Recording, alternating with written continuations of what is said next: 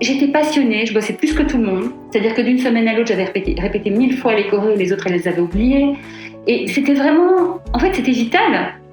C'est grâce à la danse que je me suis reconnectée aux autres. Hello hello, bienvenue sur Ma Passion, Mon Job, le podcast qui vous emmène en exploration dans les coulisses de métiers passion. Je suis Célia Leduc et chaque semaine, je vous invite à parler de quelque chose de très important pour moi dans la vie, la passion. Et parce que quand on la relie au milieu professionnel pour faire ce qui nous fait vraiment vibrer, c'est encore mieux. Je vous partage ici mes inspirations et vous invite à découvrir les univers d'audacieuses et audacieux qui ont décidé de faire chaque jour de leur vie ce qu'ils aiment vraiment.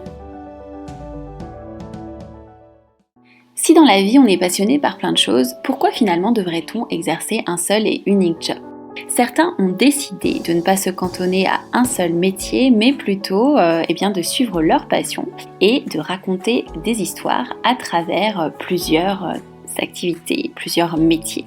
Ce sont ces personnes que j'ai décidé de rencontrer dans cette nouvelle série dédiée aux storytellers multi-passionnés. Aujourd'hui, je vous invite donc à plonger avec moi dans l'univers très passionnant d'Isabelle Layer. Journaliste, animatrice d'un podcast, mais aussi comédienne et chanteuse dans des spectacles musicaux, sans oublier sa casquette de coach, Isabelle aime raconter des histoires de bien des façons. Et ce qui est certain, c'est qu'elle ne veut pas et ne peut pas se cantonner à une seule activité professionnelle. Et si aujourd'hui elle vit de ses passions, elle m'a confié avec beaucoup d'émotion son parcours, toutes les embûches et les difficultés qu'elle a rencontrées, mais aussi les opportunités et les rencontres qui finalement lui ont permis de réaliser ses rêves d'enfant. Avec Isabelle, on a parlé de l'importance de croire en ses rêves, de s'y accrocher et de provoquer finalement les rencontres sur son chemin. Mais je ne vous en dis pas plus et laisse place à notre conversation.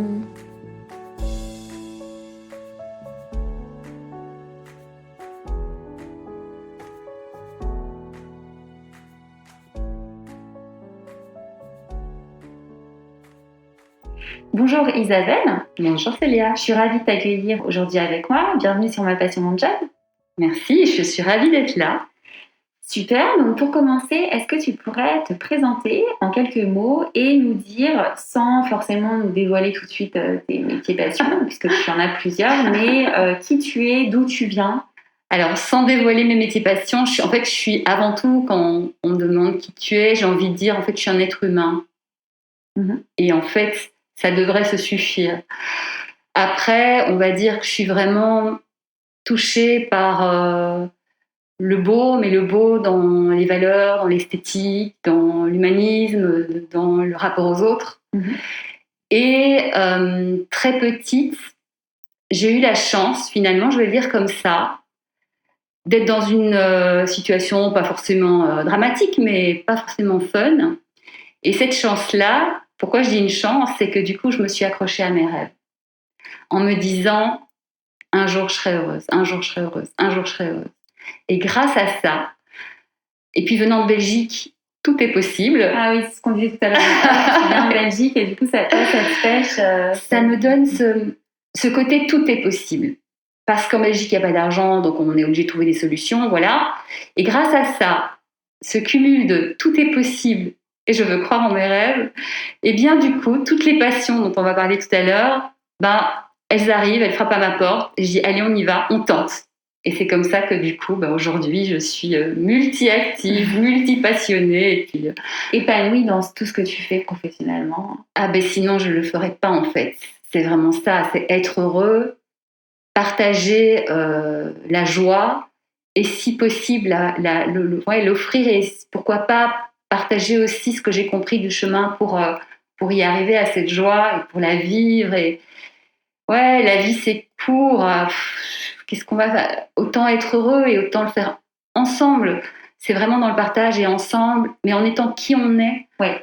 Vraiment que vraiment cette notion de transmission, tu veux transmettre aux personnes. Oui, inspirer, partager. Quand il y a des parties de ce que je fais, tout ce que je fais, c'est tout ce que j'ai reçu de beau, que je vis de beau, que j'expérimente de beau. Finalement, je crois que je suis ici pour être un vecteur, l'offrir, le transmettre, alors le proposer, je n'impose rien. Mais ça m'a touchée, moi je suis hyper émotionnelle, ça m'a touchée, donc voilà, je vous l'offre, vous en faites ce que vous voulez. Et j'espère que ça vous fera du bien, que ça vous touchera. Est-ce que du coup, tu peux nous parler un petit peu de ton parcours et donc nous dévoiler tes métiers passions et surtout comment ils sont entrés dans ta vie? Alors, c'est marrant parce que toute petite, donc je suis artiste, je joue, je chante, je danse. Je ne sais pas d'où ça me sort parce que personne dans ma famille ne fait ça. Et on ne m'a pas forcément inscrit à des cours de quoi que ce soit. Mais depuis que je suis toute petite, je joue, je chante, je danse, je saute dans tous les sens. Je fais l'artiste avec ma brosse à cheveux devant mon miroir. Enfin, c'est là, c'est amplement là. Toi, mais quoi. oui, je sais pas, je devais avoir 10 ans, j'emmenais mes cousins, je leur montais des spectacles avec eux. Je n'avais jamais fait ça, je ne sais pas d'où ça me sort. Je montais des sketchs décorés.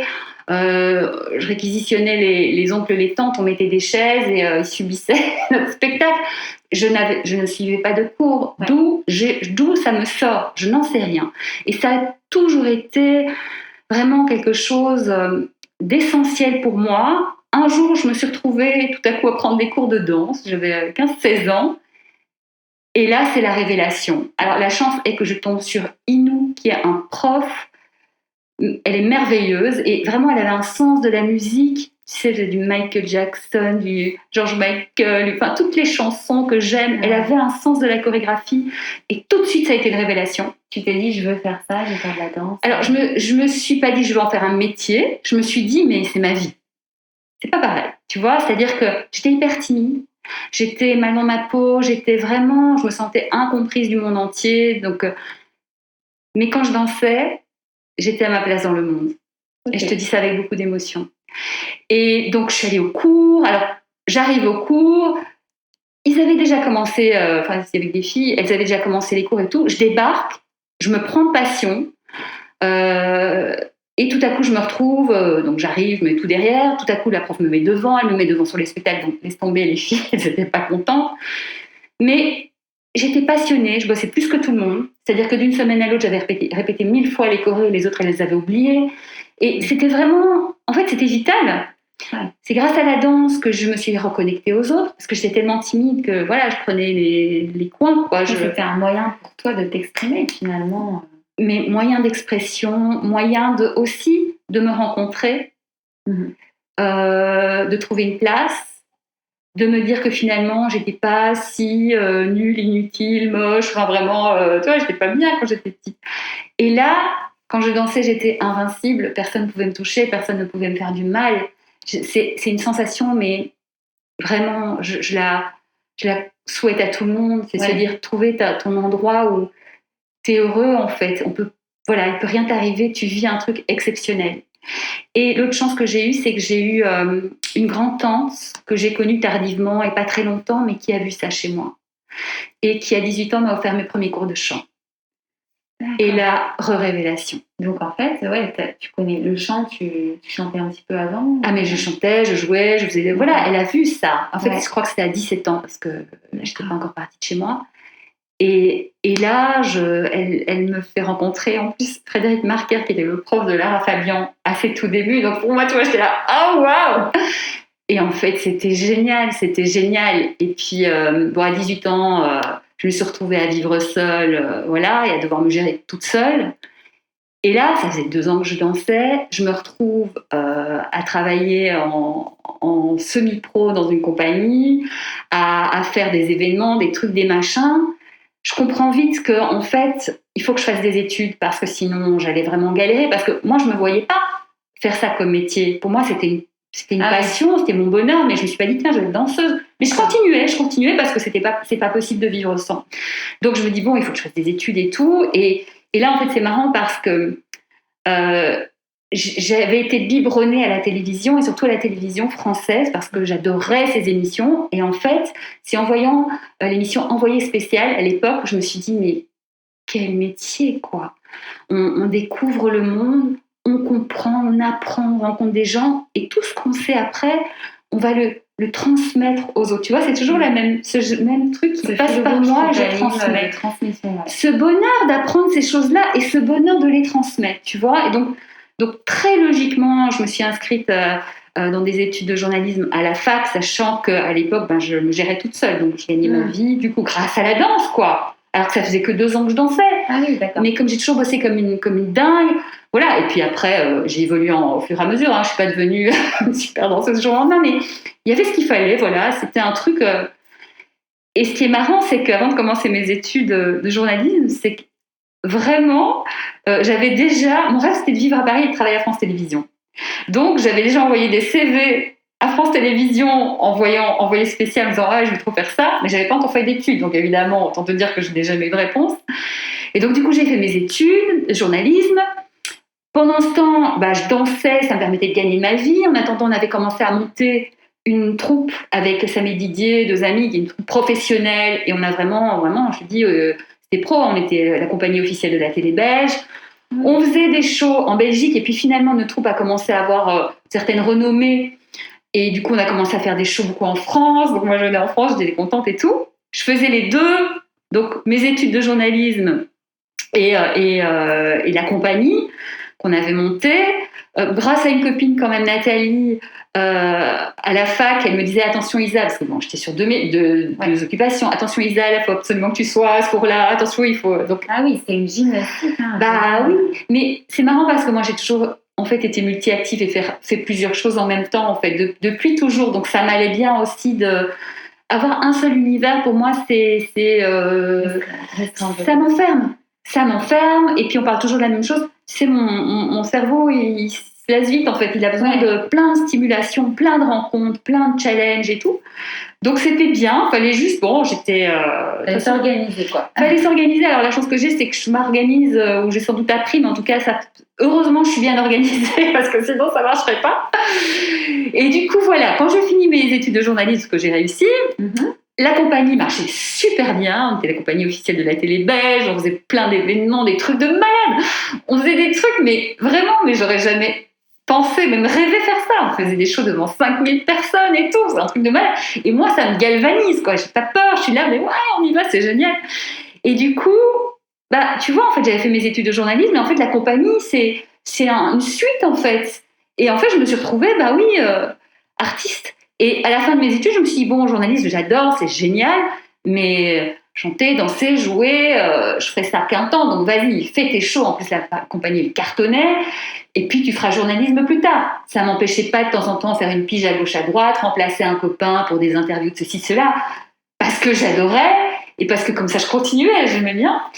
Et puis voilà, la compagnie, ça a tourné, c'était incroyable. Et puis à un moment, c'est moi qui ai commencé à tourner en rond, parce que finalement, les projets étaient de plus en plus gros, mais à un moment, tu continues à apprendre, mais tu apprends un peu moins. Et voilà, moi, quand des histoires se terminent, qu'elles soient professionnelles ou personnelles, je le sens. Et à un moment, il faut le courage d'être en phase avec soi et en phase avec ta vie. Et à ces moments-là, ça se termine, quoi, c'est ça. Tu sens que ça se termine, et en fait, tirer en longueur, tu perds du temps, tu fais perdre du temps aux autres. Bon, il y a toujours un moment entre les deux où tu fais toi-même ton deuil et tu comprends bien qu'il va falloir faire quelque chose. Et à un moment, je l'ai fait, je me suis dit, tiens, c'est la fin de la compagnie, là, pour plein de raisons. Et donc là, au niveau des études, tu t'en es à quel niveau ? Donc là, j'avais fait mes études de la fac de journalisme, à Bruxelles, l'ULB, ça s'appelle. Et donc là, j'avais fini l'ULB, on a fait des années de spectacle et tout. Et là, voilà, je me suis dit, il faut que j'aille à Paris. Donc j'ai trouvé un petit job de 3-4 mois dans la radio du voyage. Donc déjà, j'arrive pour faire, j'ai dit les auditions, non, les entretiens. Et je suis prise. Alors que j'avais pas fait grand-chose. Mais je pense qu'ils ont tellement vu que j'étais motivée, passionnée. J'avais pas mon truc, t'avais envie déjà, la radio, c'est quelque chose. Mais la radio, la télé, c'est vraiment depuis toujours. Si tu veux, petite, j'apprenais par cœur les programmes télé, et j'arrivais dans le salon, je disais, je vais vous présenter les programmes télé. Et je faisais la speakerine, quoi. Bon, ils en avaient rien à faire. Mais moi, tu vois, voilà, mais vraiment, ça a été, je regardais la télé petite en me disant, voilà, quand je disais un jour je serai heureuse et tout, je regardais ça, et c'est pas pour rien que j'ai voulu que la télé, pour moi, c'est très important dans ma vie, parce que ça m'a fait rêver, ça m'a permis de voir qu'il y avait autre chose et qu'il y avait des gens qui faisaient des choses incroyables, des familles heureuses, des destins, des beaux destins, quoi. Et donc voilà. Et puis j'ai eu un moment où je voulais plus voir la télé parce qu'il fallait que je vive ma vie et que je réalise moi mes rêves. Mais voilà, il a toujours été là. Donc je débarquais à Paris en me disant voilà, je vais tenter ma chance. Je connaissais personne, je laissais tout. Les gens n'ont pas compris. Ouais. J'avais un job, un mec avec qui ça se passait bien. Enfin, tout était parfait, mais dans les apparences. Ouais, en fait, la réalité n'était pas aussi t'as eu le courage formidable. De dire, bon, allez, je bouge. Oui, surtout que je connaissais personne, j'avais pas de réseau. J'avais une copine qui pouvait m'héberger 3 mois, basta, et rien, quoi. Rien, et pas forcément d'argent de côté, et tout ça, quoi. Rien. Mais c'était maintenant ou jamais. Je me suis dit, vas-y, quoi. Et la chance que j'ai eue, c'est d'être prise dans ce petit job de pas très longtemps, mais je me suis dit, mais attends, première rencontre, je suis prise. Tout est possible, en fait. J'ai pas fait beaucoup de journalisme avant, même si c'est ma passion, et même si chaque fois que j'avais fait des petites choses, j'avais toujours eu des retours super, donc je savais que j'étais capable. Que ça t'a vraiment donné confiance, quoi, de dire, bon, bah, je suis prise, maintenant, j'y vais, quoi. Bah, je me suis dit, tout est possible, en fait. Tout est possible. J'arrivais à Paris, c'était mon rêve. Je trouve un job même pas long, c'est formidable. J'ai adoré l'équipe, j'ai adoré faire ça. À la fin, ils ont même voulu m'engager, mais financièrement, ils ne pouvaient pas. D'ailleurs, c'est arrêté peu après. Mais je me suis dit, ouais, c'est possible, c'est possible, c'est possible. Et donc, de là, s'en sont suivis des mois de galère. Tout n'est pas rose à Paris non plus. Hein. Bah parce que je connais personne, tu débarques. En plus, moi, c'était drôle parce que j'avais un CV, j'avais plein de pages. J'avais une page artiste, une page journaliste, une page prod, une page administrative. Donc déjà, un recruteur, il fait ça, il sait pas par où prendre, ça passe à la poubelle. J'ai rencontré une nana formidable, du coup, j'ai commencé à m'inscrire partout.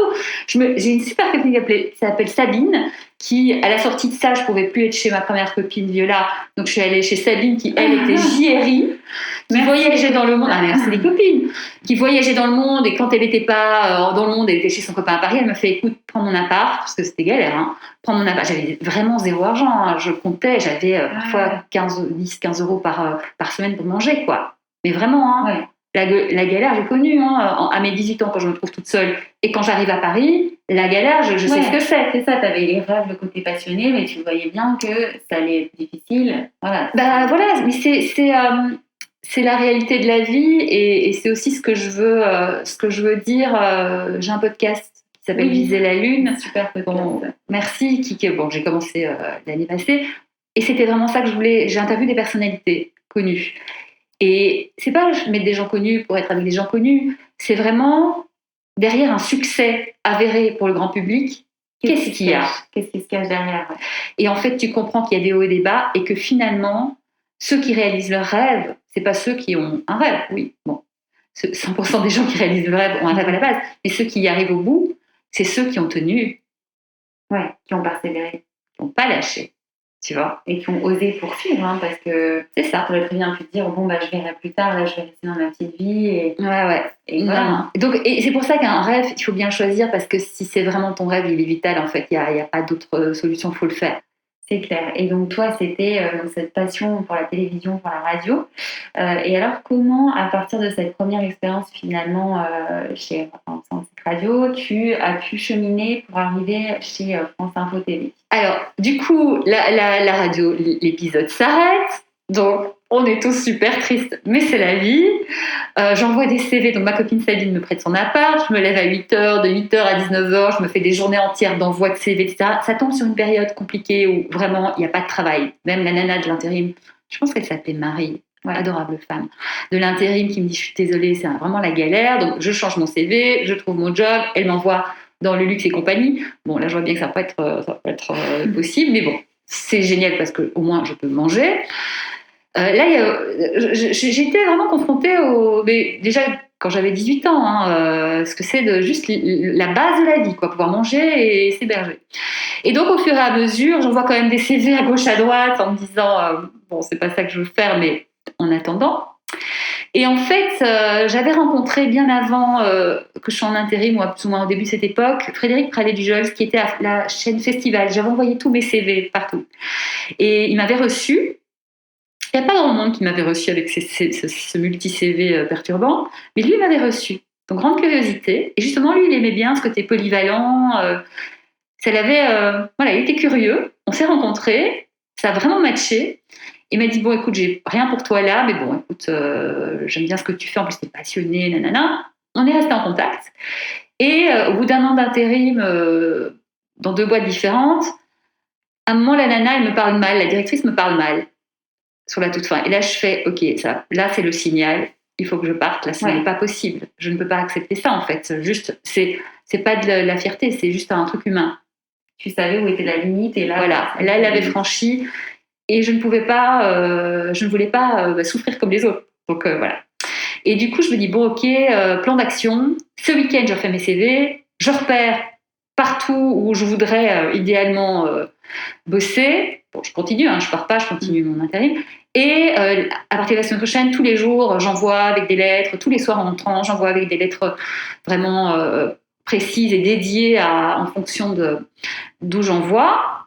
Et donc le lundi dans la journée, donc j'avais fait tout le week-end et tout, donc je m'apprêtais le soir à envoyer les CV. Le lundi dans la journée, Frédéric m'appelle, il me dit tu fais quoi pour l'instant?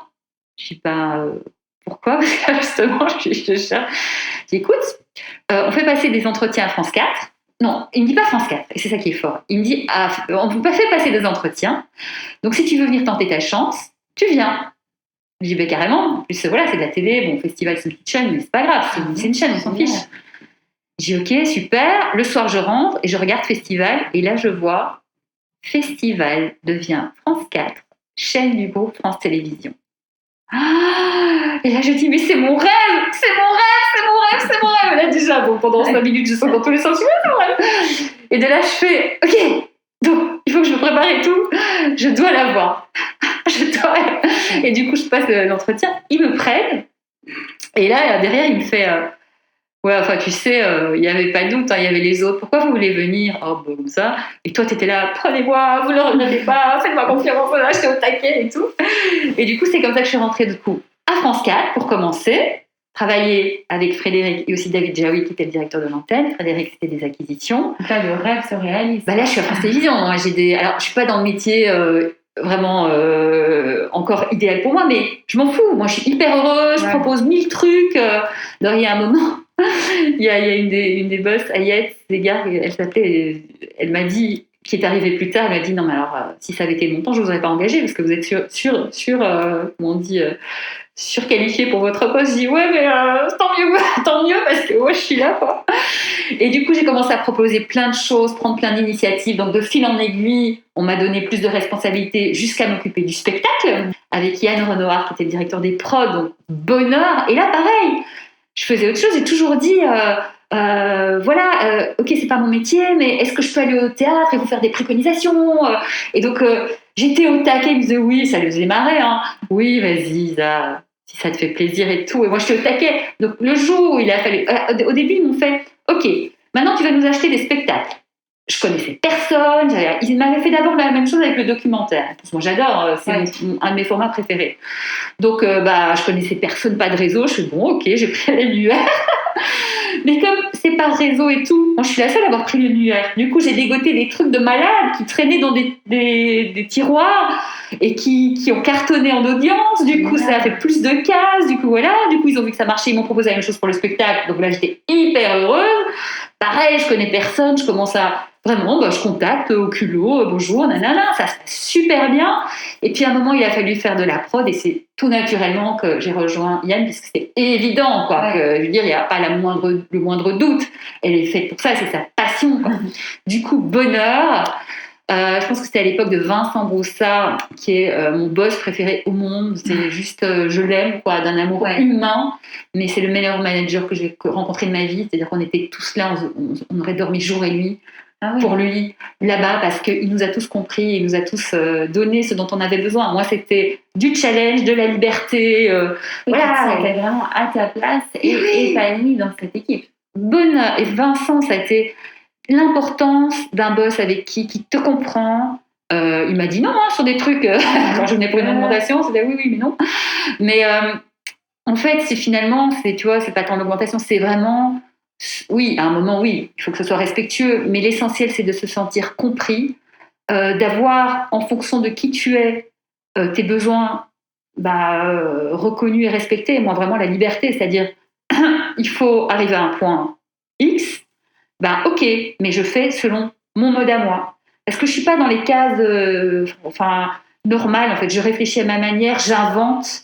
Et c'est ça qui crée plein d'opportunités et de choses incroyables parfois. Je me suis retrouvée, par exemple, à bosser pour Culture Box à un moment au tout début. Et là, mon rôle, c'était, j'étais à France 4 encore à ce moment-là, et mon rôle, c'était de proposer des spectacles de théâtre contemporain. Alors moi, c'était pas du tout mon monde, le théâtre contemporain. Donc bon, je vais pas faire semblant de connaître ce que je connais pas. Je dis, écoutez, moi, je vais me mettre avec une productrice ou un producteur, et on va faire ça ensemble. Elle va me préconiser des choses, et moi, je vais choisir et vous proposer en fonction de notre ligne éditoriale. Donc là, j'ai rencontré plusieurs producteurs, et j'ai choisi Marie-Pierre Bousquet, qui est vraiment une femme passionnée, humaine. Vraiment, j'ai senti on pouvait faire de belles choses, et aussi, vraiment, elle connaît le théâtre contemporain. Et du coup, voilà. Et du coup, je lui proposais des choses, et là, on avait peu d'argent pour produire, et par respect pour les artistes, par respect pour le spectacle, pour l'art, pour la culture, moi, je voulais pas qu'on produise avec des bouts de ficelle pour que ce soit moche, c'est juste pas possible. Et du coup, je leur ai dit, oui, je sais qu'il y a de l'argent, on sait tous qu'il y a de l'argent. Il y a de l'argent dans le privé, dans les entreprises, il y en a. J'ai dit, est-ce que vous m'autorisez à essayer de trouver un partenariat? Ouais. Et ils m'ont fait oui en rigolant. Ils se sont dit, elle ne va pas trouver quoi. Voilà, on sait jamais, mais ouais. Pas en rigolant méchamment, tu vois, en disant c'est mignon quoi. Pourquoi pas, c'est mignon, mais j'ai bien senti qu'ils y croyaient pas. Et Marie-Pierre était dans le même état d'esprit que moi, et elle a été formidable parce qu'elle est revenue avec un truc, avec un montant que je ne citerai pas, mais génial, qui nous a permis de faire des super captations. Donc j'ai ramené, avec Marie-Pierre, j'ai ramené de l'argent à France Télévisions, c'est pas mon job, et jamais on aurait pensé ça. Donc tu vois, le fait de pas penser, en fait, de sortir de ce cadre, et en étant passionné, et du coup t'es créatif, tu proposes des choses, et en se disant tout est possible. Ouais. Ne dis pas non à la place de l'autre. Tout est possible. Finalement, dans la vie, tout est possible, et c'est juste, ça va dépendre de la bonne volonté de la personne qui est en face. Et donc, ça va dépendre de ta manière de communiquer en quoi c'est important. Et aussi, du coup, là, tu as trouvé une personne qui était alignée avec toi, et c'est important de bien s'entourer et d'avoir la chance, du coup, de trouver des personnes qui résonnent avec toi, ce que tu veux faire. Surtout que j'avais une mission, franchement, je n'étais pas du tout la spécialiste, et voilà, je ne la suis pas. Donc, il y a un moment, il faut savoir qui tu es, quelles sont tes forces, et là où tu n'as pas la compétence ou la connaissance, tu vas avec... Alors, moi, c'est très important d'avoir la bonne personne aussi humainement. Donc, c'était parfait parce qu'elle avait vraiment cette connaissance et cette ouverture aussi, comme moi, où tout est possible. Enfin, c'était vraiment génial. Donc, voilà. Donc, de fil en aiguille, à un moment, on me propose de m'occuper à France Télévisions du repérage de talents pour les émissions. C'est Catherine Leutier qui me propose ça. Voilà. C'était sympa. Après, voilà, c'est compliqué dans une grande boîte de faire passer des nouvelles idées. C'était ambitieux et... ça n'a pas été simple, et puis à un moment, j'essayais, mais voilà, c'est compliqué. Et du coup, en fait, a commencé à ce moment-là France Info, la chaîne télé. Okay. Et suite à une conversation avec Catherine, justement, je me dis, tiens, c'est vrai que je propose des gens, etc. Mais c'est vrai que moi, je suis journaliste. J'avais fait de la télé en Belgique, j'ai fait une émission aussi, j'en ai pas parlé, on a co-présenté avec ça une émission. Ouais, t'avais déjà pas mal d'expérience. Oui, j'avais fait des trucs. Donc je me dis, tiens, pourquoi pas. Puis à Paris, j'avais fait des chroniques sur la radio, une autre radio qui s'appelle la radio parisienne, c'était Coup de cœur culture, que j'avais fait totalement bénévolement, mais moi, c'était de la passion, tu vois. Donc j'avais fait des trucs, mine de rien, tu vois. Faites les choses, les amis, faites les choses parce que vous avez envie de les faire, et même si vous n'êtes pas payé, parce que déjà vous apprenez, vous vous éclatez, et puis on ne sait jamais. Oui, ça peut mener à quelque chose. Mais oui, donc je me dis, tiens, pourquoi pas. En plus, c'était tout début de France Info, il n'y avait pas encore grand-chose, donc ils étaient assez ouverts. Et du coup, j'ai envoyé un mail, mais long comme le bras, au directeur, elle n'était pas à l'époque directeur de l'antenne, Jean Chrétien, mais il avait un poste élevé là-dedans. Et j'ai dit, bonjour Jean, je l'avais un peu croisé, il était sympa et tout. Je dis, voilà, tout ce que j'ai fait, donc j'ai fait toute la liste. En plus, j'avais fait mon spectacle, Mademoiselle, entre-temps, donc j'avais eu... Non, pré-Mademoiselle, je pense. Ah oui, il faudrait qu'on parle aussi de... Donc, j'avais fait un spectacle entre-temps qui s'appelait Love Cabaret, c'était mon premier. Donc, on m'avait interviewé à gauche, à droite, donc j'avais envoyé des liens aussi de moi étant interviewée pour voir comment je m'exprime. Un peu tout ce que j'ai tout mis, en fait. J'ai fait le pauvre, un mail, mais gigantesque, avec plein de liens et tout. Mais comme c'est quelqu'un de sérieux, d'intéressé, de vraiment quelqu'un de bien, qui s'intéresse aux autres, il a regardé, il m'a répondu, il m'a fait « Ah ouais, quand même !» Je dis « Bah ouais !» Il me dit « Écoute, viens tenter ta chance. Si c'est pas bien, c'est pas grave, pour l'instant on est une chaîne laboratoire, bah, c'est pas grave, hein, voilà.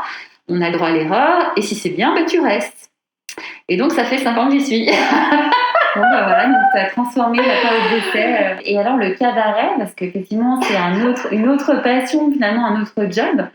Tu es artiste cabaret, alors comment ça s'est... Alors en fait c'est pas artiste cabaret, mes spectacles s'entrent dans l'univers du cabaret, mais c'est du théâtre musical, c'est des spectacles musicaux. Okay. Mais c'est souvent, moi j'adore le glamour, d'ailleurs... Ouais, j'ai vu un petit peu sur internet, très sympa. Ouais. Merci. Bah, en fait d'ailleurs... Il y a une petite époque où j'étais encore en Belgique où je suis venue faire genre 6 mois de Paradis Latin. D'accord. Comme danseuse, pas comme mannequin, comme danseuse, donc on était habillés et tout. Et parce que en tant que, voilà, puisque du coup j'y dansais, je me dis tiens, ça c'est un truc que j'aurais envie de vivre une fois dans ma vie, ce que c'est. Ouais. Être danseuse au Paradis Latin, et du coup j'ai été prise à l'audition, donc j'étais hyper heureuse. En fait, tu avais continué en parallèle du journalisme, la danse. Alors, en fait, ça, c'était pendant l'époque de la Belgique, le Paradis Latin. Donc là, j'étais plutôt sur le spectacle, avec des petits points de temps en temps, une pige de temps en temps, mais pas très souvent.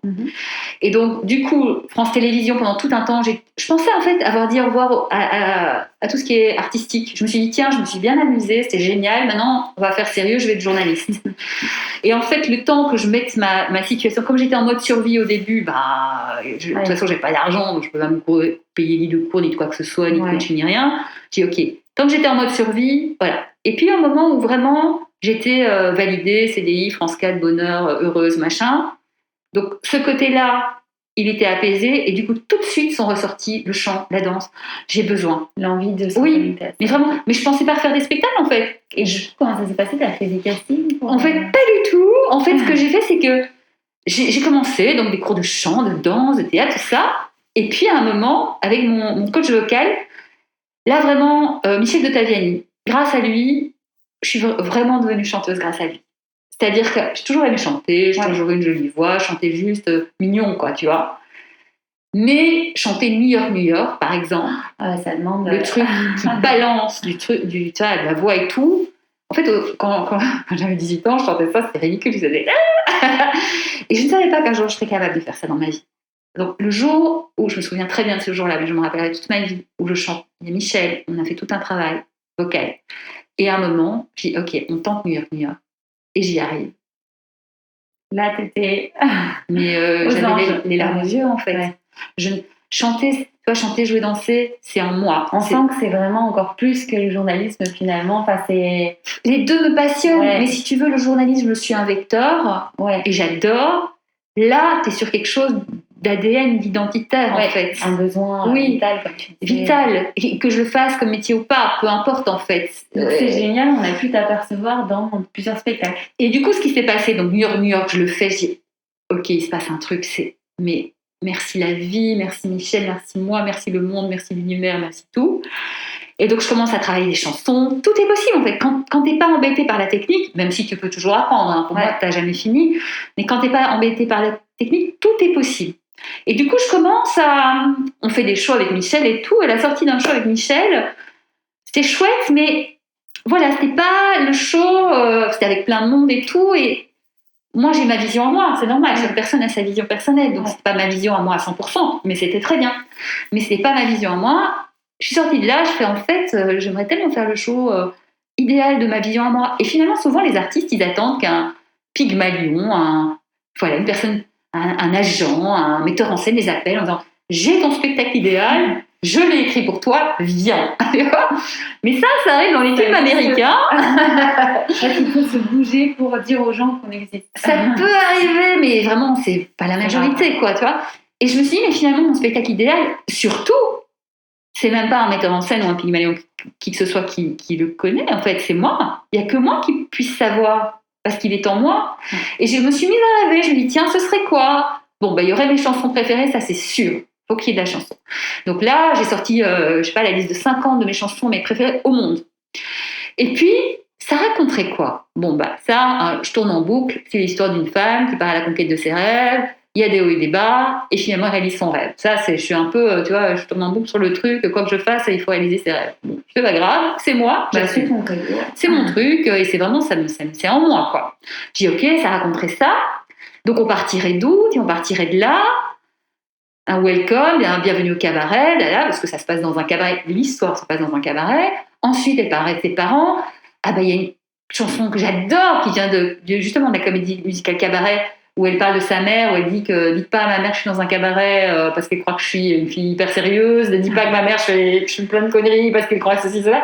Donc c'est hyper drôle. Ensuite, elle parle de son père qui est juste l'inverse de sa mère, qui est un peu, elle veut qu'elle ait une vie un peu carrée, et qu'elle fasse des petits-enfants et un métier normal, etc. Contre mon père qui, lui, l'aide et veut qu'elle soit elle et s'exprime et qu'il voit bien que sa fille est une artiste. Et donc c'est son petit papa chéri, my heart belongs to daddy. Et en fait, tout ce que je voulais dire, à chaque fois, je trouvais une chanson qui correspondait, qui construisait. Voilà. Le spectacle, quoi. Donc, hyper heureuse et tout. Et en plus, je venais de voir un spectacle que j'avais vu en anglais où je me suis dit, ça marche pas. Ça marche pas, c'était magnifique, sauf qu'en fait, le texte, même moi qui parle anglais, en fait, soit tu fais attention et tu comprends ce que ça dit, mais sinon, quand c'est pas ta langue native, franchement, il y a plein de fois où j'étais là dans ce spectacle, je regardais et j'oubliais d'écouter parce que c'était beau, parce qu'il y avait plein de choses à voir. Et je me suis dit, ça ne marche pas en France. Même moi qui parle anglais, ça ne marche pas. Il faut le faire en français. Et en plus, ça tombe bien parce que j'adore adapter les chansons en français. Et du coup, je me suis mis à adapter les 18 chansons de mon spectacle en français. Bonheur. Je me passais des nuits. Mais il m'arrivait des nuits à faire des adaptations en frénésie. Tout à coup, j'entends les oiseaux chanter, je vois que le jour se lève, je fais « Oh merde !» Donc j'étais pas très fraîche le lendemain, mais j'étais heureuse. Parfois, tu vois, je me balade en scooter, autour de chez moi en tout cas. Ouais, en fait, tu bossais tout le temps. C'est mais toujours là. Tellement passionné que, comme on dit, voilà, quand on a trouvé ce qu'on aime, c'est pas vraiment travailler, quoi. Ça t'habite, et puis le plaisir, tu vois, là, sur les adaptations, c'est en toi. De temps en temps, tu te balades en scooter, tu es en train de refaire ce que tu as fait la nuit, tu fais « Ah non, ce mot-là est mieux !» Tu t'arrêtes, tu notes l'autre mot. Ouais. C'est là, ça t'habite. Et donc, du coup, j'ai fait ce premier spectacle, Love Cabaret. Est venu un ancien ami que je connaissais de la Belgique, Philippe Davila. On a été jeune artiste, on a fait des plans ensemble à l'époque à Bruxelles. Il est parti, il était dans la comédie musicale Roméo et Juliette, un des rôles titres, Mercutio. Tu sais, c'est un beau gosse... les cheveux très courts et tout. Il était venu à Paris. Moi, j'étais encore en Belgique. J'étais là, c'est génial, Philippe, quel bonheur et tout. Je suis arrivée à Paris. Je débarque un jour à un de ses spectacles en surprise, retrouvailles. Plus tard, il vient voir ce premier spectacle Love Cabaret. Et là, il me dit, Isa, franchement, bravo, t'es une chouette artiste. Donc déjà que lui, pour moi, c'est un grand artiste. Il m'a dit ça, j'étais là, oh, merci. Très bon compliment. Et de là, il me dit, écoute, le spectacle il est sympa, mais maintenant il faut aller plus loin. Tu vois, dans l'écriture, dans la mise en scène, dans ceci, dans cela. Oui, je l'ai fait toute seule, sans argent. J'ai mis un de mes meilleurs amis, Chris, qui n'est pas du tout régisseur, à la régie. Donc le pauvre, il avait peur et tout, mais il a vraiment tellement de fibres artistiques, je savais qu'il ferait ça super bien. Et en fait, il avait peur, et puis quand c'était là, il était hyper heureux. Donc pour lui, ça a été super. Et il me dit, il faut aller plus loin. Je dis, tu sais, moi, je fais ça sans argent, je fais ça par passion. Tu vois, j'ai pas de quoi te payer. Il me fait, tu sais, on est des métiers de passion, tu le sais toi-même. Donc, si tu trouves la bonne personne pour toi, demande-lui, il y a toujours des arrangements à trouver. Et là, je regarde avec mes grands yeux, j'y fais, je te demande. Et là, il me fait, mais avec plaisir. Mais tu sais, l'élan du cœur sincère. Oui. Comme quoi, il fallait bien me demander.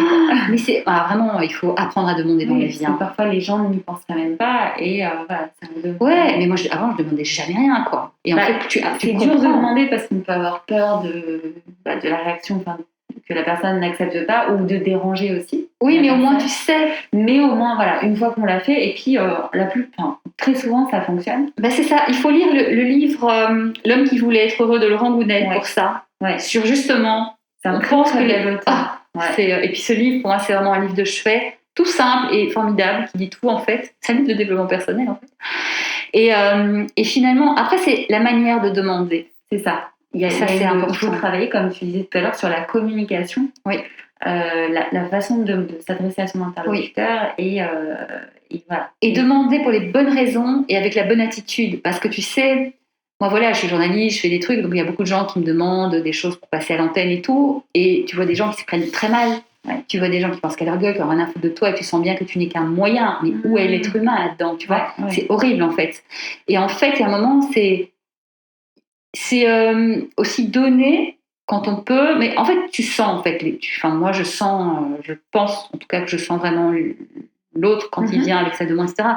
Bon, déjà, il faut correspondre, mais au-delà de ça, moi, par exemple, je pense à quelqu'un, je ne le citerai pas évidemment. Plusieurs fois, je me dis, il faudrait que je le passe, c'est pas très connu, mais c'est pas grave, il y a du talent. Et en fait, chaque interaction, je sens des tentatives de manipulation, pas les bonnes raisons. C'est ça. Et ça, tu te dis, ça, je ne veux pas en fait. Pas parce que c'est moche, alors que c'est dommage parce que la proposition artistique, oui, elle est pas mal intéressante, mais c'est avant tout les rencontres et la manière de. C'est voilà, et parfois parfois on n'a rien à donner en échange, etc. Mais c'est en fait la sincérité de la démarche et en quoi c'est important. Moi, sur Love Cabaret, franchement, on était au théâtre du gymnase, chance, dans une toute petite salle. Et merci d'ailleurs de m'avoir justement prêté le théâtre du gymnase pour que je puisse y jouer. Mais en fait, c'était pas très. La technique n'était pas évidente. Et un jour, j'avais besoin d'un micro, je galère et tout, j'avais pas trop de budget, j'avais pas de budget d'ailleurs, et je me retrouve à aller chez Musicia et face à Alban qui me donne 2-3 conseils et tout. Je dis écoute, je sais pas trop quel micro choisir parce que j'ai pas trop de budget, donc j'ai peur d'acheter un truc qui fonctionne pas ou qui soit pas ce qu'il me faut. Il me fait écoute, prends-le. Normalement, je le fais pas, mais je te fais totalement confiance. Prends-le, tu le testes et tu reviens. Et puis bon, c'était le bon, il m'avait bien conseillé. J'avais remercié. Je dis écoute, je t'invite, tu as été adorable, merci, je t'invite. Il vient voir le spectacle au théâtre du gymnase. Et du coup, 2 semaines plus tard, j'ai un bout de fil. Et il me fait bon, c'est bon. Oui, c'est bon quoi, Alban. Écoute, j'ai une table de mix pour toi. Je comprends pas. J'ai pas de budget. Donc, il me fait non, c'est bon. En fait, j'ai regardé si on pouvait t'en prêter une au magasin. On n'en a pas, donc j'en ai acheté une et je vais te la prêter. Une table de mixage. Ah, d'accord. Génial. Et là, je me rappelle exactement où j'étais. Et je te jure, j'ai eu les larmes aux yeux. Ouais. Et j'ai fait, mais en fait, pourquoi elle mange En plus, c'était le gars qui essaye de te draguer, il avait une copine, il me l'avait présenté. Il n'y avait pas de souci, tu vois, pas d'envie sous roche. Voilà, c'est ça. Pas d'arrière-pensée, tout. Il me fait, écoute, des artistes passionnés comme toi, j'en vois 2 ou 3 par an. Ouais. Donc franchement, je veux t'aider parce que ta démarche, elle est juste, elle est belle. Voilà, tu fais en tant qu'artiste, tu fais un beau travail, une belle proposition. Donc, encore une fois, une belle rencontre. Ouais, mais voilà, belle rencontre, merci, formidable. Mais la sincérité. La sincérité, ouais. Je pense que quelqu'un, et c'est ça qui est beau, et c'est ça souvent, ce que les gens qui croient en leur rêve, qui courent après leur rêve, te disent, un rêve juste, pas le rêve d'être connu ou d'être riche ou d'être présidente, je sais pas quoi, vraiment le rêve qui les passionne. Choisis bien ton rêve. Donc déjà, comme tu disais, tu n'auras jamais l'impression de travailler, tu seras toujours en train de kiffer. Et puis, il y a des gens qui vont t'aider parce que c'est tellement beau, c'est tellement sincère. Oui, et après, c'est la loi de l'attraction, c'est-à-dire que tu vas attirer aussi les personnes à toi qui correspondent. Hein. Mais je pense que c'est vraiment cette énergie de la beauté, de la sincérité qui touche vraiment les gens. Et c'est ce que je disais tout à l'heure, c'est apprenez à communiquer, pas mode marketing, avec votre cœur. Pourquoi c'est important ? Moi, j'ai eu plein de choses comme ça que d'autres n'ont pas eu. Pourquoi c'est important ? À quoi ça me sert ? Qui tu es en aidant cette personne qui essaie de faire quelque chose pour une bonne cause. Et ça, c'est bien parce que ça relie en fait tes différents métiers passion, que ce soit toi quand tu sélectionnes les sujets en tant que journaliste chroniqueuse ou alors toi en tant qu'artiste avec qui on va travailler. Mais si tu veux, moi, quand j'interviewe, quand je mets en avant un spectacle ou une œuvre, quelle qu'elle soit d'ailleurs, je suis touchée par la démarche de l'artiste qui, bon déjà artistiquement parlant ça me touche, mais de l'être humain qui a cru en son rêve, j'ai plein d'émotions quand je te dis ça, et qui croit que c'est possible et qui le rend possible. Donc déjà, pour moi, j'accompagne un rêve et déjà, modestement, je fais rien, mais j'essaye de faire ma petite part de colibri. Et tu as fait plusieurs spectacles de cabaret.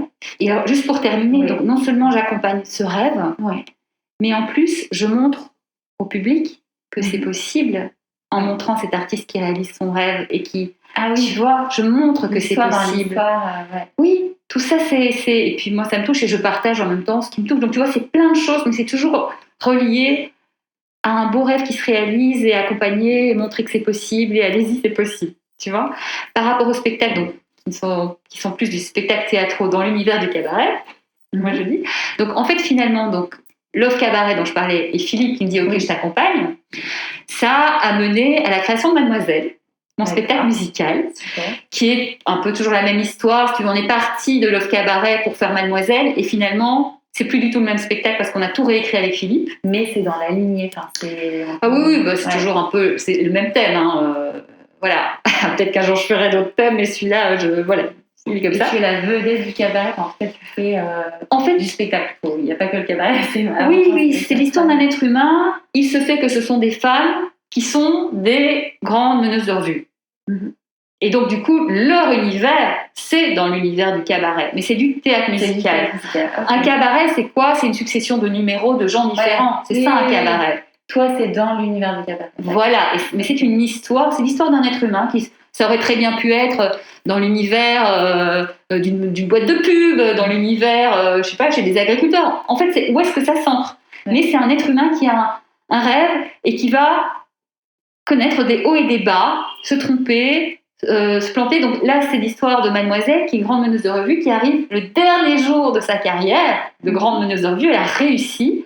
Et avant de partir, pour remercier son public, qui est là, cette dernière, elle va lui raconter son histoire. Là, on est dans sa loge. À cet endroit-là, après ses saluts et tout, lui raconter son histoire. En fait, on assiste à ses saluts et par un jeu de mise en scène magique de Philippe, tout à coup, ensuite, on se retrouve elle est là, seule, dans sa loge. C'est toi qui as écrit le spectacle? On a coécrit avec Philippe. D'accord. Ah oui, donc en plus, la rédaction, l'écriture... De toute façon, oui, Philippe a vraiment respecté...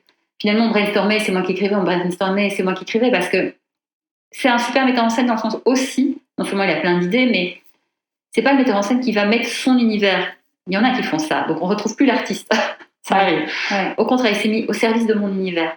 Et il m'a accompagnée. Oui, et du coup, voilà, l'idée, c'est elle est là, elle va transmettre son histoire. Donc, on repart de toute petite et on fait son chemin avec ses hauts et ses bas. Elle s'en prend plein la gueule, elle se venge, elle se trompe, elle se plante. Et au final, elle va comprendre que finalement, pour réaliser son rêve, il faut partir de soi. Tu vois, c'est pas grâce à un homme ou des apparats ou des artifices ou à des semblants de quoi que ce soit. C'est avec sa sincérité, la force de son travail, de croire en ses rêves et de qui elle est, qu'elle y arrive. Et c'est vraiment... Et mon but avec ce spectacle Mademoiselle, où on a été nommé au Petit Molière, donc c'est formidable, c'était un cadeau énorme. C'était mon but à la sortie que les gens, pas forcément qu'ils me disent tu joues bien, tu danses bien, tu chantes bien, bon, ça fait plaisir, mais vraiment ma vraie envie, c'était qu'ils me disent moi aussi, comme Mademoiselle, j'avais un rêve, je l'avais mis de côté, comme Mademoiselle, je vais le reprendre parce qu'on n'a qu'une vie, ce que dit le papa, on n'a qu'une vie, elle est trop courte. Il ne faut pas passer à côté, vas-y ma chérie. Là, pour le coup, c'est une sacrée récompense. Tu devais être... C'est arrivé plein de fois. C'est arrivé, mais j'en avais les larmes aux yeux. J'ai reçu aussi des mails de gens qui me retrouvaient sur les réseaux. J'ai vu votre spectacle, c'est mon histoire. J'ai vu votre spectacle, ça me parle tellement, ça m'inspire, ça me donne du courage. C'est exactement ce que je voulais faire.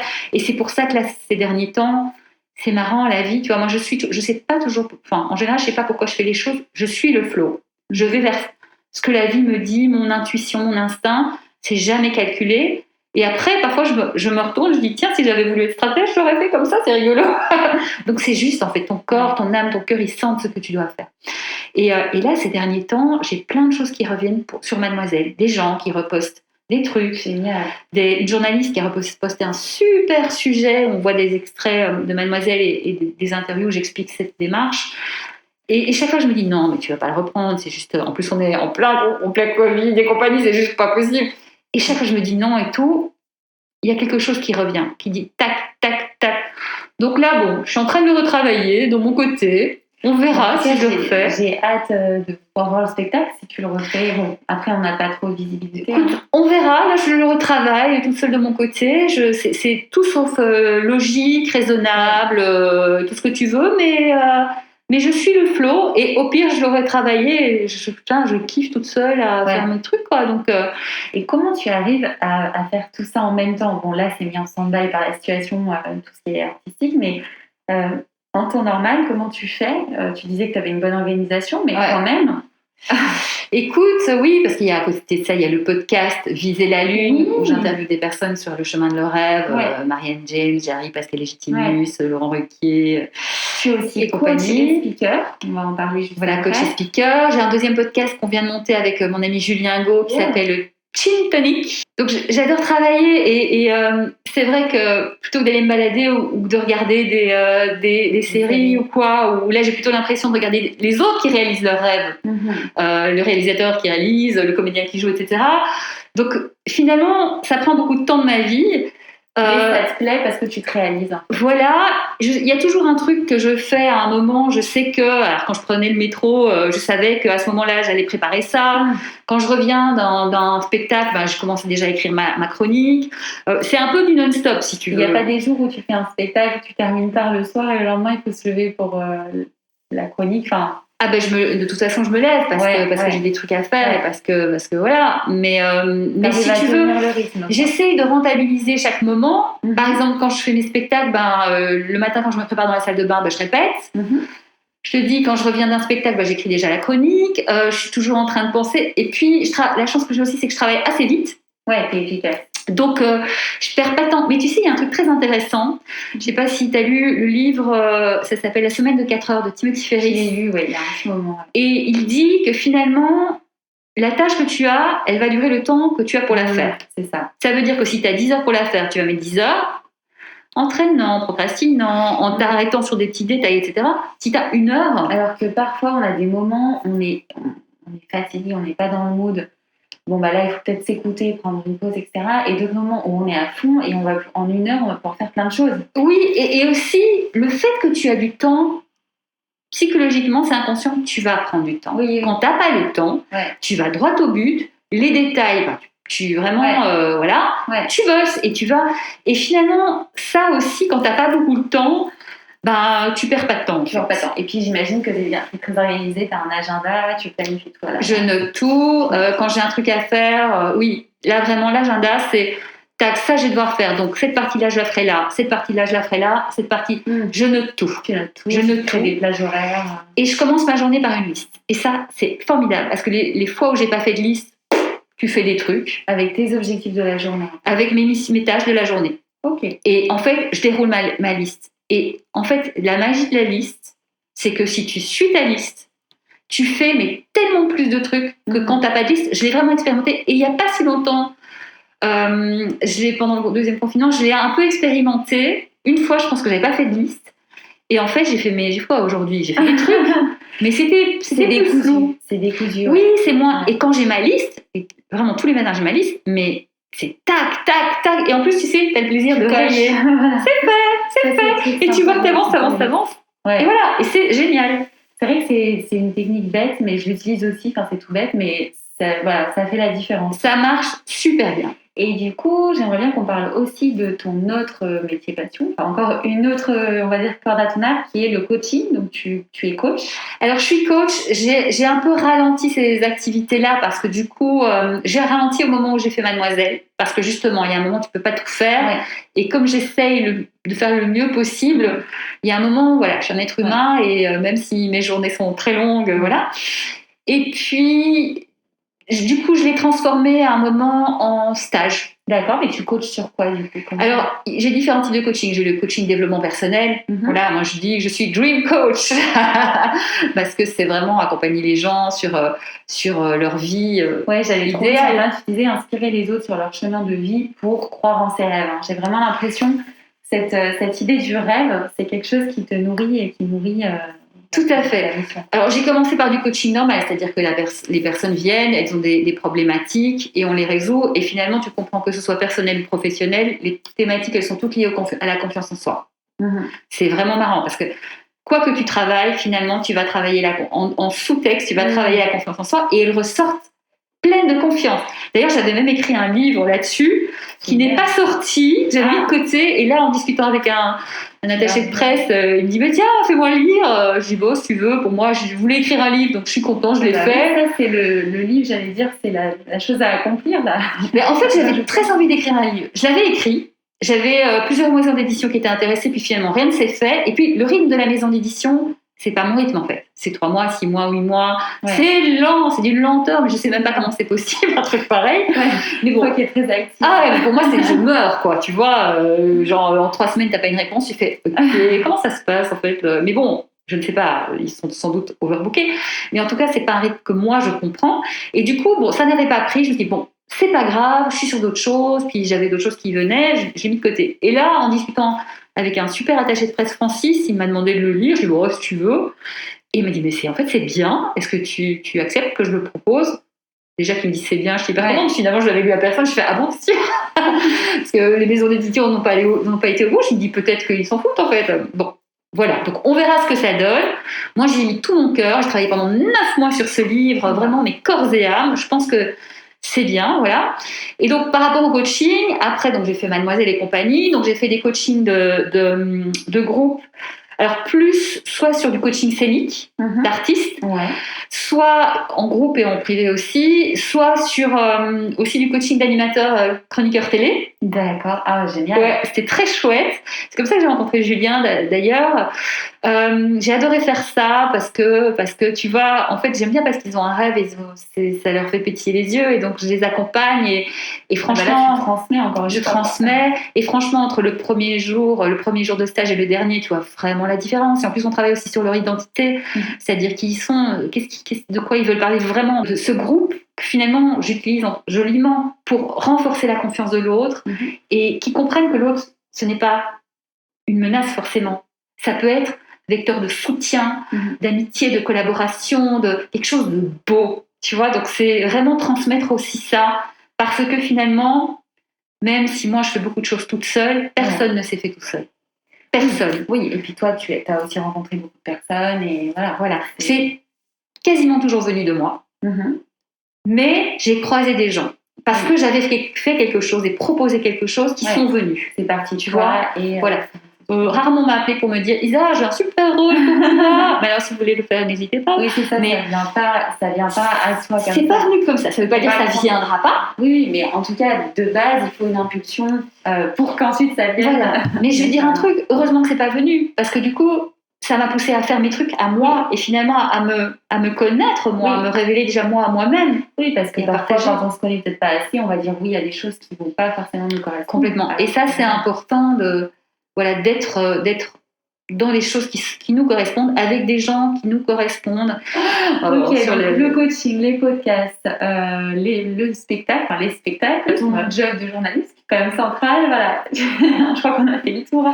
Oui, de tout ce que tu fais, mais pour l'instant, le livre, et puis voilà, ça ne s'arrête pas, ça n'est pas figé. L'idée, c'est en fait, c'est d'être heureux. C'est Mathieu Ricard qui me disait ça dans une interview que j'adore. Mathieu Ricard, c'est ok, personne ne se lève le matin en se disant j'ai envie d'être malheureux. Ouais.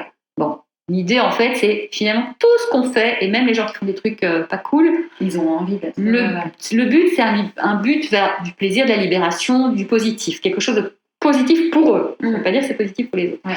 Donc voilà, le bonheur, c'est quand même notre quête à tous d'une manière ou d'une autre, et quel que soit le nom qu'on lui donne, c'est quelque chose de positif. Voilà, on a envie d'être bien. Donc c'est ça en fait, c'est être heureuse. Ouais. Moi je dis voilà, c'est bon, j'ai payé ma part. Maintenant, aujourd'hui à partir de maintenant, je vais être heureuse tout le temps.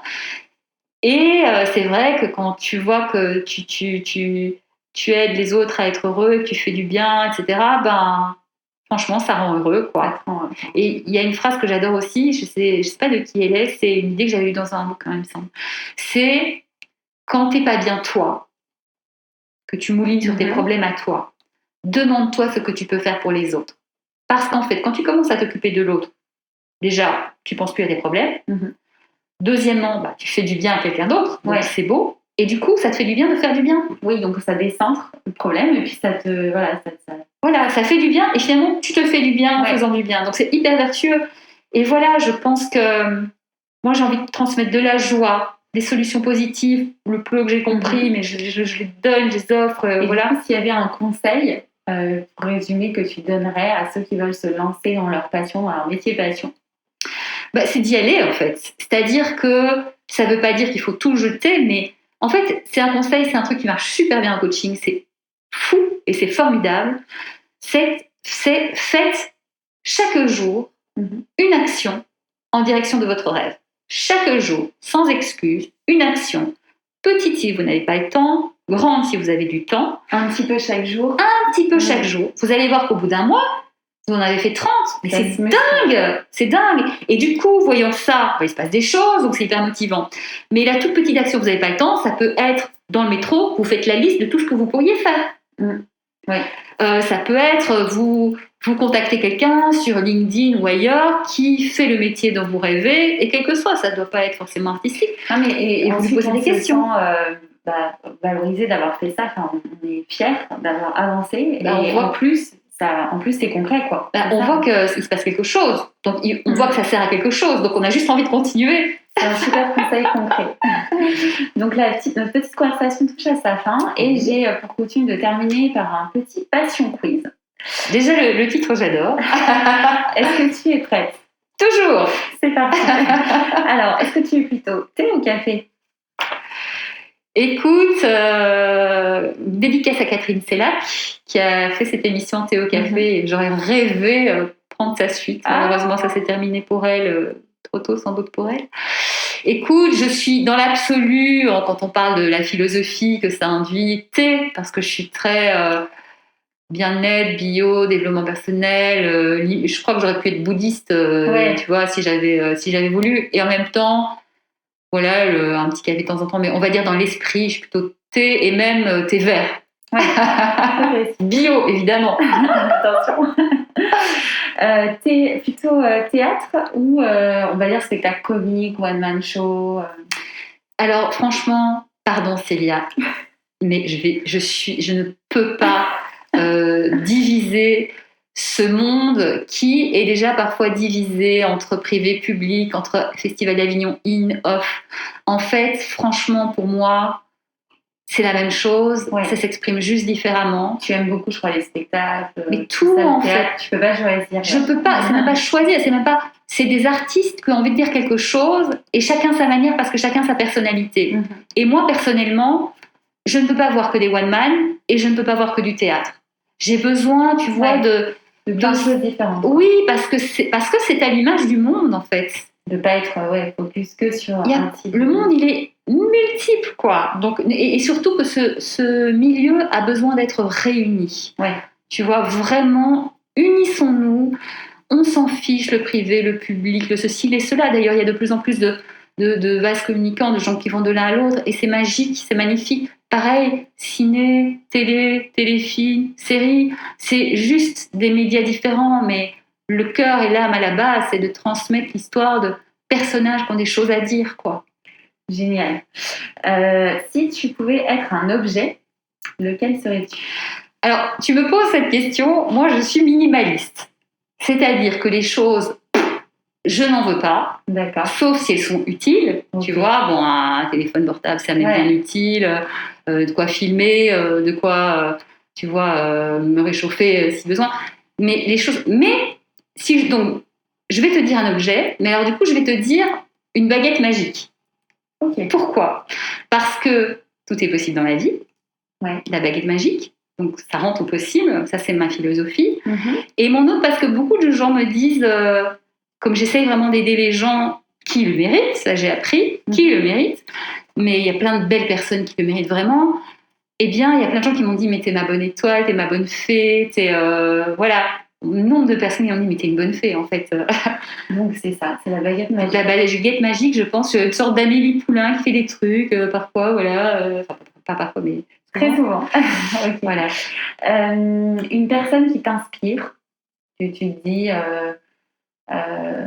si tu avais pu être cette personne. Écoute, je l'ai cité, moi j'adore Mathieu Ricard. mais j'adore cet homme-là parce que c'est déjà quelqu'un qui a changé sa vie. Il a déjoué son destin, il partait pour être grand scientifique et tout ça. Il est devenu moine. Puis il est sorti de ça et maintenant il va à la rencontre du monde. Et ce que j'aime chez lui, c'est cette spiritualité, ce bouddhisme qui, moi, la spiritualité, l'altruisme, la bienveillance, et puis le fond, quoi. Tu sais, la spiritualité, mais non religieuse, on va dire, vraiment humaniste. Ça me touche énormément. Mais aussi, c'est un artiste, puisqu'il fait des photos. Il les partage, et il les vend pour aider les gens, de nouveau, magnifique. Et il a énormément d'humour. Moi, j'adore l'humour et l'autodérision. Donc, j'adore. Et il a une humilité. C'est une des qualités, mais l'humilité, je vénère l'humilité. D'ailleurs, j'ai une super anecdote. C'est grâce à une copine qui s'appelle Aurélie. J'ai eu la chance de réaliser ce rêve de le rencontrer. Génial. Bon, ça a été très rapide, mais j'aimerais le rencontrer où vraiment on se parle pendant 2 heures, 5 heures, 10 heures. Et en fait, c'était dans le cadre... C'est un homme, Steven Pinker, qui est venu présenter son livre pendant 1 heure dans une conférence. La part d'ange en nous qui dit que finalement le monde devient de moins en moins violent, contrairement à ce qu'on croit. Et lui, il est venu, pas en tant que Mathieu Ricard, il est venu en tant que traducteur. Donc, lui, il est bien plus connu que Steven Pinker, hyper humble, il vient juste pour rendre service à son copain parce qu'il trouve que c'est beau ce qu'il dit, et donc il vient juste faire sa traduction, parce que Steven Pinker, c'est un Allemand, je pense, mais il parlait en anglais. Bon, moi, je comprends l'anglais. Et donc, il fait cette traduction et tout, et en fait, à la fin, on papote et tout, et je dis, bravo, c'était bien, la traduction, chapeau. Il me fait, non, mais j'étais pas terrible. Et en fait, ce qu'il avait fait, c'est qu'il avait traduit parfois des 3, 4, 5 minutes de discours de l'anglais que je comprenais au français. Et donc, je dis que je comprends parce que j'ai pu vérifier que c'était exactement ce qu'il avait dit. Donc, j'étais là, mais comment il fait pour traduire 5 minutes en reprenant exactement l'essentiel de tout ce qu'il a dit, en disant super bien. Je lui dis ça, il me dit, mais non, mais ça c'est rien, parce que d'habitude, il est le traducteur officiel du Dalai Lama, puis d'habitude, le Dalai Lama, c'est 5, 10, 15, 20 minutes, voire plus. Je dis, ok, d'accord. Et donc, Mathieu Ricard, mais c'est vraiment la beauté de l'âme, l'union entre les gens. Tu vois, il fait des choses avec d'autres philosophes, tu vois, il écrit des bouquins sur les 3 sages et tout. C'est en fait, si on avait tous un peu de Mathieu Ricard en nous, il y aurait que de l'amour et de la compréhension, de l'acceptation de l'autre, quel qu'il soit. C'est pas parce que on accepte l'autre qu'on est obligé d'être son meilleur copain, mais juste tu as le droit d'être qui tu es. Franchement, Mathieu Ricard, si tu nous entends, viens quoi, on se prend un pot, on passe une après-midi ensemble, j'ai trop de choses à dire. Bon, on sait jamais, des fois qu'il écoute le podcast. Tout est possible dans la vie. C'est vrai que c'est possible. Bon, déjà, regarde, j'ai rencontré une fois. D'ailleurs, j'avais te demander pour terminer une citation, mais je crois qu'elle est trouvée. Écoute, possible. Non, alors, on va dire, j'ai 3 citations fondamentales, j'ai le droit, on a le droit. Allez. La première, c'est une citation qui dit « Le chemin est court, essayons de le faire en première classe ». Ça, c'est une citation de Philippe Noiret, que moi j'interprète dans le sens où faisons les choses le mieux qu'on peut. On n'a qu'une vie, faisons-le vraiment en notre âme et conscience du mieux qu'on peut. Et aussi en étant doux avec nous-mêmes, parce qu'on a le droit à l'erreur, c'est pas grave, mais en notre âme et conscience, on donne tout. On essaye, voilà. On essaye. Voilà, c'est que ce soit beau. La deuxième, ça va être évidemment viser la lune. Au pire, on atteindra les étoiles, vous atteindrez les étoiles. C'est celle de ton podcast. C'est celle de mon podcast, mais c'est vraiment se dire, c'est pareil, tout est possible en fait. Donc quand on vise la lune, c'est tout est possible. Et même si on n'arrive pas, parce que finalement, c'est pas grave si on n'atteint pas son rêve, parce qu'on aura vécu des choses formidables sur le chemin, quoi qu'il en soit. D'accord. Tu vois. Donc ça, c'est important. Et puis, la dernière, ce serait... finalement, comment te la dire, ce serait soyons le changement que nous voulons voir dans le monde. C'est celle-là. Parce que c'est mon côté colibri, finalement. C'est oui, on a beau dire, il y a des choses qui vont pas, etc. On se plaint pas mal. On en parlait aussi tout à l'heure en off. On a tendance à se plaindre des choses. Et en fait, si tu veux, si chacun commence par lui-même, on change tout. Mais je pense qu'aussi on a un pouvoir d'influence autour de nous en montrant que voilà ce qu'on fait, que c'est possible aussi. Mais déjà, commence par toi-même. C'est ce que dit Michael Jackson dans Man in the Mirror. If you want to make the world a better place, take a look at yourself and make a change. Si tu veux rendre le monde meilleur, commence par te regarder. Toujours revenir à soi. C'est aussi le message. Tout est possible, mais à condition de revenir à soi. Voilà. Ta vie, elle part de toi. En fait, la seule personne, et c'est aussi ça le truc, c'est qu'on attend toujours de l'extérieur. Eh ben, tu peux attendre longtemps. Hein. Il y a des gens qui sont morts en attendant. Et la seule personne qui a toutes les réponses et qui a toutes les premières solutions, c'est toi. Et voilà, et ce monde, vraiment, il a besoin d'urgence de chacun d'entre nous. Et j'ai eu des échanges de gens qui me disent ouais, mais tu sais, les grosses compagnies, ils font pas. Oui, bah alors déjà, toi, fais. Et puis, de toute façon, on ne peut pas tout maîtriser. Il y a des choses sur lesquelles on n'aura pas d'impact. Donc, faut essayer de trouver ce sur quoi on peut en avoir. Il ne faut pas trop chercher les mauvaises excuses, les fausses excuses, dans quoi que ce soit dans rechercher la quête de ses rêves, que ce soit dans ce monde, si on a envie de faire quelque chose. Après, chacun fait comme il veut, hein, on n'a pas d'imposition. Mais en tout cas, pas se donner d'excuses parce qu'on dit qu'une fois, on a la responsabilité de sa vie, on ne sait pas quand est-ce que ça va se terminer aussi. Donc, autant essayer de faire les choses comme tu dis au mieux et pas les repousser tout le temps, les faire maintenant. Ça, c'est important aussi. Parce qu'on a beaucoup plus de prise qu'on ne croit sur notre vie. Et ça, quand on commence, avec déjà rien que le conseil d'une action par jour, on comprend au bout d'un mois, faites-le ne fût-ce qu'un mois pour voir. Et puis, vous tirez votre conclusion. Qu'avec un peu de travail, on peut vraiment changer sa vie, changer. On a vu des gens qui étaient le contraire de ce qu'ils sont devenus après. Et qui ont réussi vraiment à changer. Tout est possible. Mais il faut accepter l'idée. Parce que si on n'accepte pas l'idée, ça n'arrivera pas. Et vraiment, croyez en vous. Et si c'est compliqué pour vous, croyez en la vie et croyez qu'un acte juste, sincère et vrai ne peut que donner des choses positives. Et voilà. Et partageons ça. Les autres, c'est beau. Et essayons de connecter aux autres aussi. Et puis avec les gens qui nous correspondent. Hein. Mais voilà, c'est... Super, je te remercie beaucoup Isabelle pour tous vraiment ces messages hyper enrichissants et intéressants. Merci à toi Célia pour déjà de cette invitation et bravo à toi aussi parce que ce que tu fais c'est beau. Déjà tu t'intéresses aux autres donc c'est magnifique et tu partages aussi toutes ces belles énergies comme ça et puis pour aussi ta démarche personnelle de réaliser tes rêves que tu m'expliquais un petit peu en off. Toi aussi tu es sur ce chemin-là. Tout à fait, je suis nourrie par toutes ces conversations très, très passionnées et très inspirantes. Je te souhaite plein de belles choses, beaucoup de bonheur et à toutes les personnes qui nous écoutent, croyez en vos rêves, voilà, c'est possible. Merci à toi et à très bientôt. À bientôt.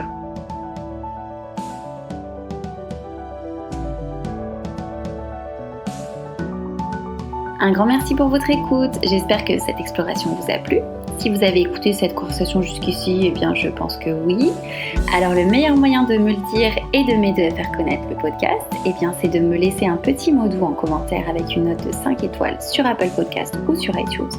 Ça vous prend 1 minute et vraiment ça m'aide énormément. De mon côté, sachez que j'ai pris beaucoup de plaisir à vous faire découvrir cet univers et ce job passionnant. Si vous avez quelque chose à me suggérer, un commentaire ou quoi que ce soit d'autre, eh bien vous me contactez par mail à mapassionmonjob@gmail.com. Et pour ne rien louper de mes aventures d'exploratrice et retrouver toutes les coulisses du podcast, eh bien ça se passe sur le compte Instagram et Facebook de Ma Passion Mon Job. Je vous dis à très bientôt pour une nouvelle exploration.